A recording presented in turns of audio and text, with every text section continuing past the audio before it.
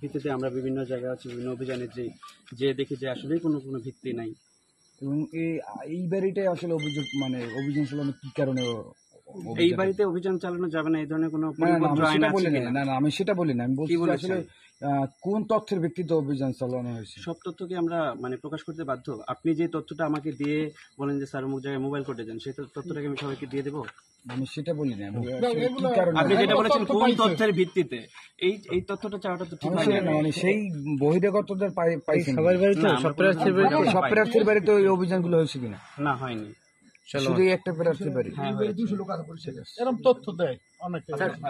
আমি একটু প্রশ্ন করি সবাই আসলে স্যার, সুনির্দিষ্ট আপনার তো তথ্যের ভিত্তিতে আছে, সেই তথ্য আসার পরে এখানে স্যার আপনার কোনো কিছুই ভ্যালিডি, এই ব্যাপারটাই স্যার আপনার একটু স্পষ্ট একটা বক্তব্য চাচ্ছি। আমরা আমাদের যে উপজেলা প্রশাসন এবং জেলা প্রশাসন বলেন এবং আমাদের নির্বাচন কমিশনের যেই আমাদের নির্দেশনা আছে, সেখানে আমাদের সকল প্রার্থীকে ডাকা হয়েছিল এবং তাদের আচরণবিধি সম্পর্কে বলা হয়েছে এবং সেখানে বলা হয়েছে কোনো ধরনের কোনো বহিরাগত আমাদের এই নির্বাচনে প্রবেশ করে নির্বাচনকে যেন ভণ্ডুল না করে, সেটার জন্য আমরা সর্বোচ্চ সচেষ্ট থাকবো।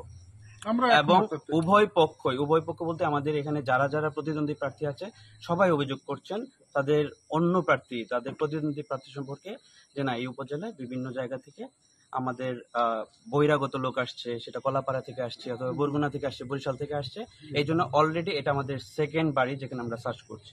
এটা এমন কিছু না যে না এটাই প্রার্থীর বাড়ি টার্গেট করে আমরা এসেছি, এই ধরনের কিছু না। আপনি নিয়মিত যে এটা আমাদের, আমি এসেই বলেছি প্রার্থীকে যে এটা আমাদের একটা এই অভিযানগুলো অন্যান্য প্রার্থীর বাড়িতে হবে কিনা সেটা অভিযোগ পেলে আমরা আটক আছে কিনা স্যার? এটা প্রশ্ন না, কি বলেন আপনি? এটা প্রশ্ন না। Thank you sir. এটা